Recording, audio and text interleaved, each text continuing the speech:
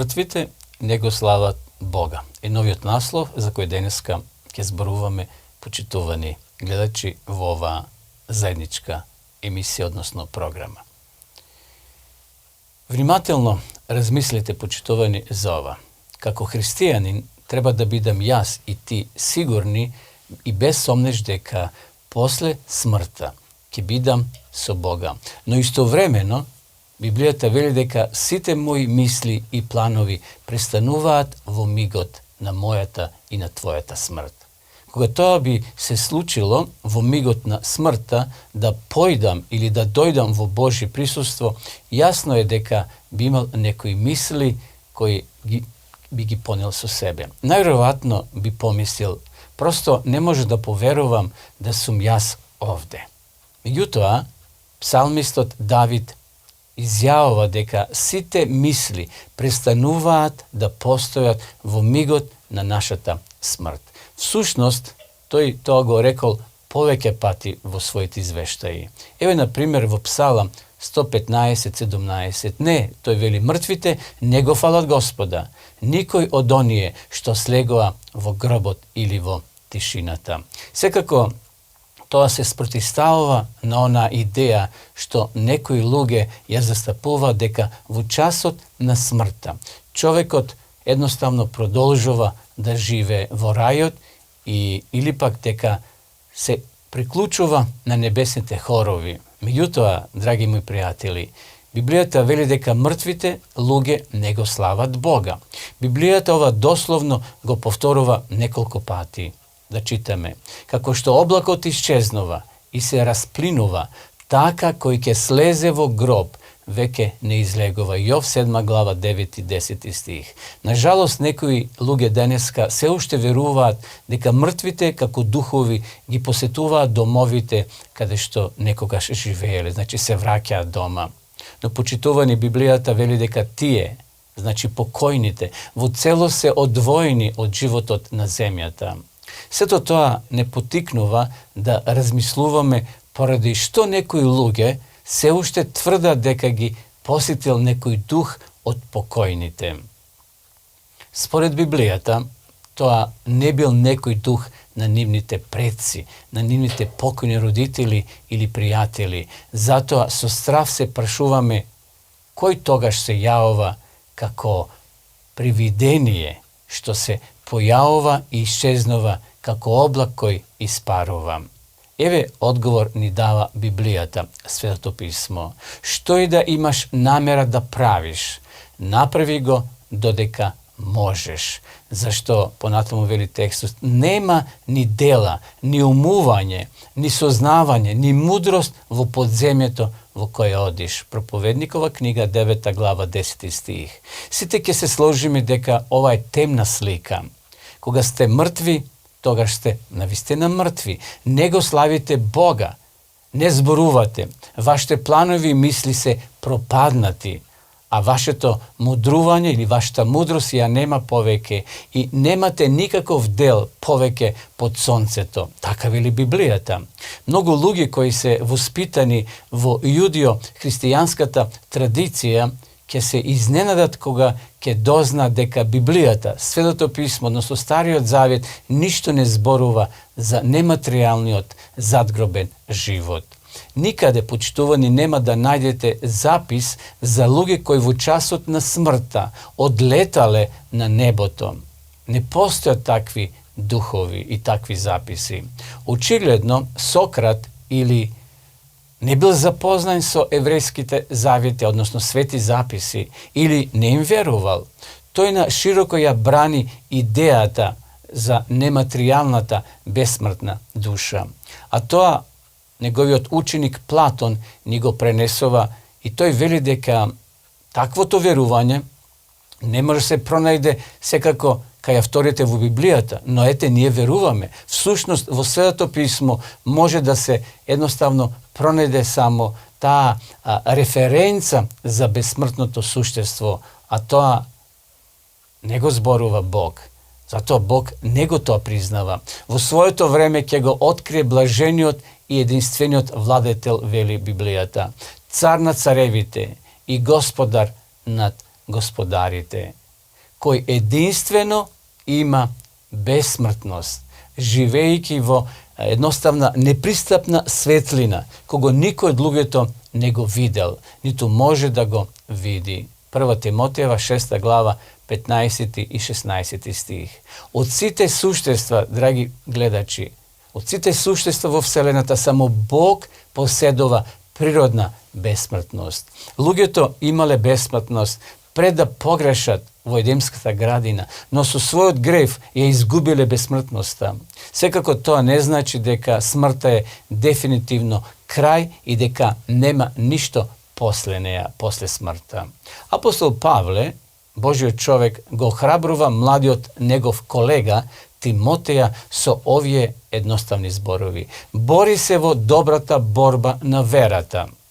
Zgrabi go večni od život za koji si povikan i si dal dobra ispoved pred mnogo svedoci. 1. Timotejeva 6. glava 12. stih. Врзостува на овој стих, почитувани, дознаваме дека приказната за вечниот живот се засновува на Библијата. Ние како христијани имаме надеж, меѓутоа нашата надеж не се наоѓа во смртта, бидејќи смртта значи целосен крај, целосно отсуство на живот. Животот на кој ние се надеваме, ќе го добиеме после воскресението, тој вечен живот. Тој е ми кога смртта ќе се сврти во живот, како сон. Едноставно, човекот кога е умрен, тој како да спие. Писателите на Библијата го користел зборот сон најчесто како метафора за смртта. Ова споредба за смртта со сон употребена е најмалку 50 пати во Библијата. Самиот Исус смртта ја нарекол сон, кога починал неговиот најдобар пријател Лазар.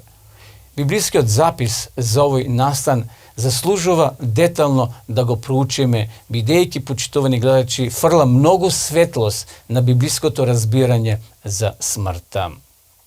Лазар се разболел, вели Библијата, а неговите сестри испратиле некој свој роднина да му ја соопшти веста на Исуса, очекувајќи дека тој ќе се појави, дека тој ќе ги прекине своите секојдневни активности и веднаш ќе дојде во Витанија, во домот на Лазара и ќе го излечи, како што Исус често пати лекувал многу други луѓе, дури мртви воскреснувал.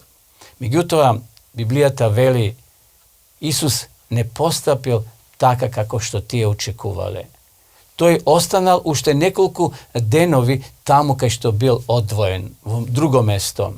Кога конечно тргнал да дојде во Витанија, Библијата вели дека на своите ученици тој им рекол, нашиот пријател Лазар заспа, туку одам да го разбудам.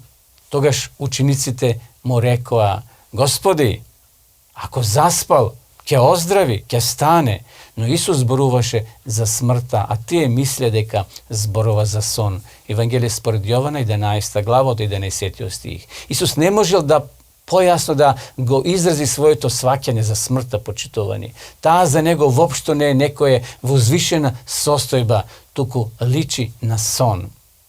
Кога Исус се приближил кон куќата во која ожалостените били веќе собрани, тука била Марија и Марта, односно Магдалена, сите тие жени пријатели, Лазаровите сестри и пријатели.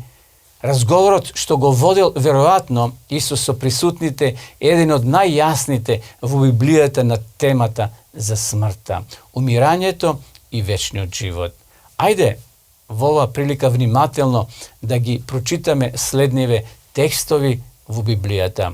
Штом чу Марта дека доаѓа Исус, му излезе во пресред, а Марија седеше дома.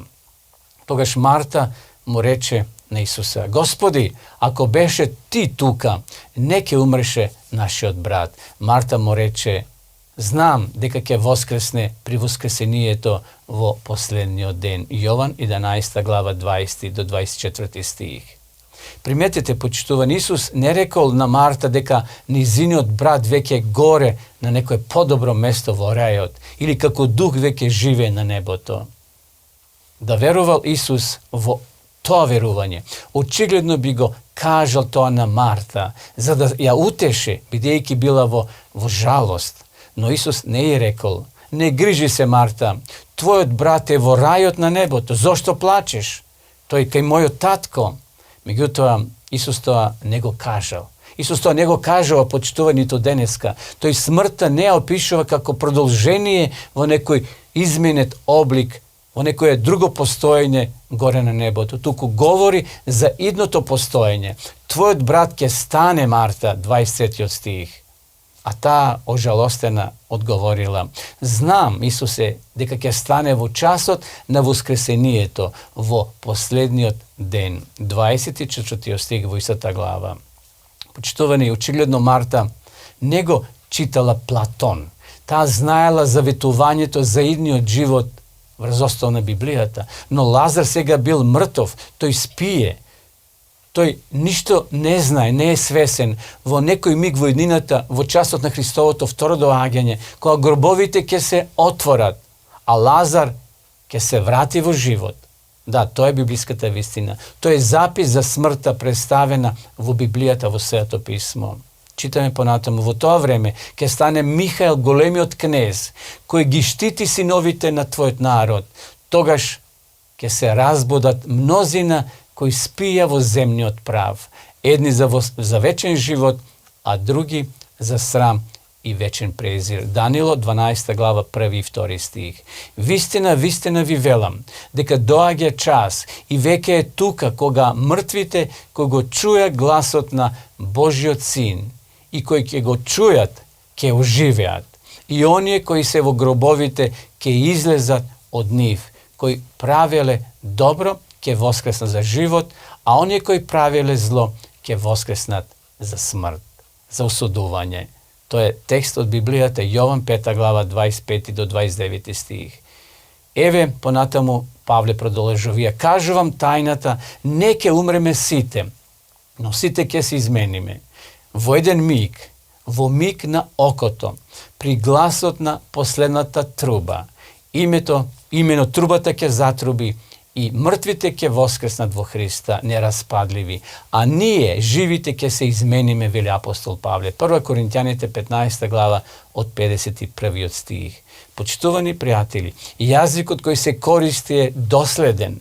Овде вели мртвите едноставно се мртви, се до последниот ден, кој ќе воскреснат кога Исус ќе дојде. Може би еден од најинтересните и најдеталните описи за идното воскресение на мртвите може да се пронајде во книгата на Јов. Ајде да читаме. Книга за која многумина верува дека е една од најстарите книги во Библијата, во Светото писмо. Добро обратете внимание, почитувани, на низа настани кои Јов ги опишува во неговата 14 глава од 10 до 15 стих. Но кога човекот умре, останува покосен, кога смртникот издивне, каде е тој тогаш? Сета вода од морето може да испари и да секнат реките, да пресушаат сосема, но човекот кој ќе легне не станува во гробот, додека се небесата не ќе се крене. О, кога би сакал да се скриеш во Шеолот, тоа е гробот на еврејски, да ме засолниш додека не ти помине гневот, да ми определиш рок која ќе си спомниш за мене. Книга до Јов, 14 глава, 10 до 15 стих. Јов воопшто, почитувани, не зборува како грчкиот филозоф на патот за рајот. Тој верува дека кој ќе умре, ќе биде сокриен во гробот и дека ќе спие до мигот кога Господ ќе го повторно повика назад во живот. Истото го кажува и самиот Исус. Не чудете се на тоа, зашто доаѓа час во кој сите кои се во гробовите ќе го чујат неговиот глас и ќе воскреснат, ќе излезат од нив, кои правеле добро, ќе воскреснат за живот, а оние кои правеле зло, ќе воскреснат за вечно осудување. Јован 5 глава 28-29 стих. Ова ќе се случи во часот на второто Христово доаѓање, почитувани.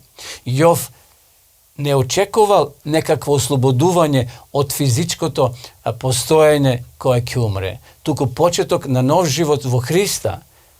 поново физичко постојање кога Исус ќе дојде да го воскресне. Приметите дека во неговото очекување нема некои бестелесни духови. Јас знам, вели Јов, добро знам, мојот избавител живее и тој во последно време ќе застане над земјата. А кога мојата кожа и се раскине, тогаш знам, во своето тело жив ќе го видам Бога. Јов 19 глава 25 и 26 стих.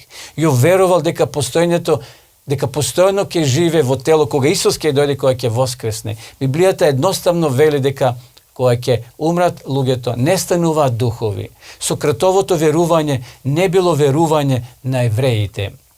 Тие очекувале смрт. Оној кој ќе сгреше, вели Библијата, тој ќе умре. Синот нема да го носи татковиот грев, ни татковото синовиот грев. Значи, еден за друг самите ќе одговорат. Езекија 18:20.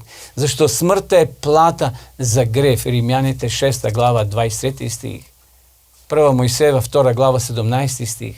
Никаде во овие стихови не се зборува за продолжување на животот после смртта, на некое друго место горе во вселената. Мртвите нема да отпливаат во рајот на филозофите. Нема ништо друго освен смртта, почитувани. Сепак има ли некои луѓе од земјата кои заминале на небото? Каде се тие луѓе, каде се наоѓаат и во каква форма, во каква состојба се? На овие и на други прашања ќе одговориме во следната емисија. А до тогаш, довидување.